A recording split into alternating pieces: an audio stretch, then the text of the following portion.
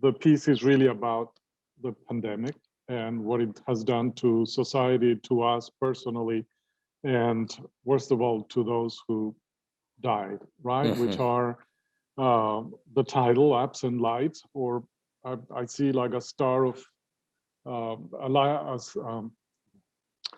I see like a sky where you have all the stars, all the lights, and one by one they all get turned off, and this is everybody who perished, right? And so the piece begins very dark. The double bass, the viola holds a very dissonant long harmony, and the bass in its darkness brings this mood of really just the very darkness, haunting, the fear, all the bad things that happen. And thank God I didn't include politics. So, and then soon, as you can hear in the piece, the oboe joins the ensemble and they all sing a chorale. It's a very strange chorale because the double bass is singing above everybody else sometimes. Yeah. No, it's really beautifully orchestrated. Yeah, this piece has some of the highest, it's probably the highest double bass part I've ever seen. It goes up to a B flat octave up in treble clef with one ledger line. So after this chorale, which is really sort of a chorale of remembrance, but then like oboes usually do, the oboe takes off and takes the piece into this beautiful lyrical section, which to becomes me, more rhythmic. And yeah, to me it sort of captures this mood of loneliness, of strangeness that we all felt, and certainly I did while I was writing this. Yeah. The soon there is a mid section that tries to be more lively, and it's only strange. And it's like every time from this pandemic we try to go back to normalcy of some kind, and we realize very quickly that things are very strange. And of course, to get this feeling of strange and things not right, I had it easy because an ensemble of an oboe, a viola, and a double bass, it's not a string quartet. So you get very easy, and that's why I thought this is really a good instrumentation to write this piece with, because it is altered, like an altered string quartet, you know. Yeah, the result somehow is surprisingly symphonic feeling. I think part of that is the form of the piece, which is moving through these very different emotional states.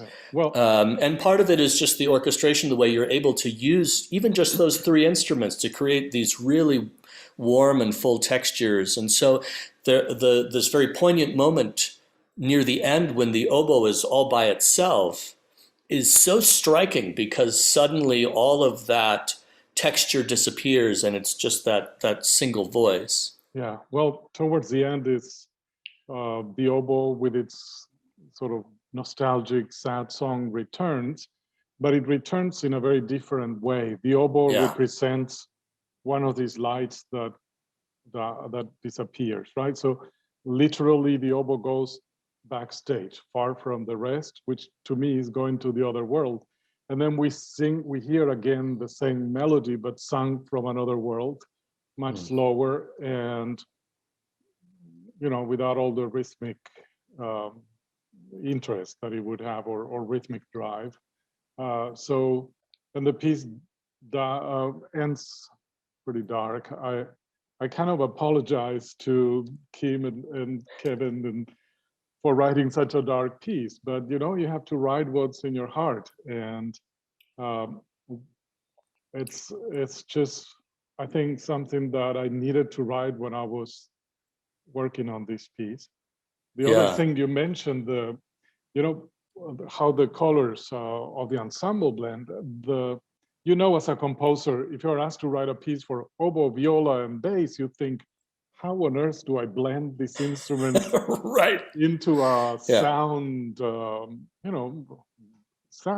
a blended sound, because they're from three different worlds. So from the beginning, that was sort of a concern I had. How do I blend these instruments into some kind of symphonic sound? And to my Well, not to my surprise, I worked very hard on it.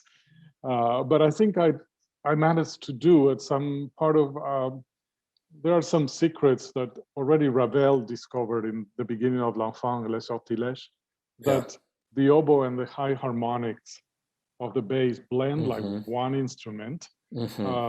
And I'm getting too technical here, right? But no. I was just going to add it doesn't hurt that it's a fantastic performance, and they obviously play really well together. But the piece does a great job of, I think, showing, without being flashy per se, but giving a great platform for some really tremendous musicianship on the part of the players there. And in this case, I wanted to, every time or very often when composers put a bass on an ensemble, you have this pizzicato jazz bass, which is all they do.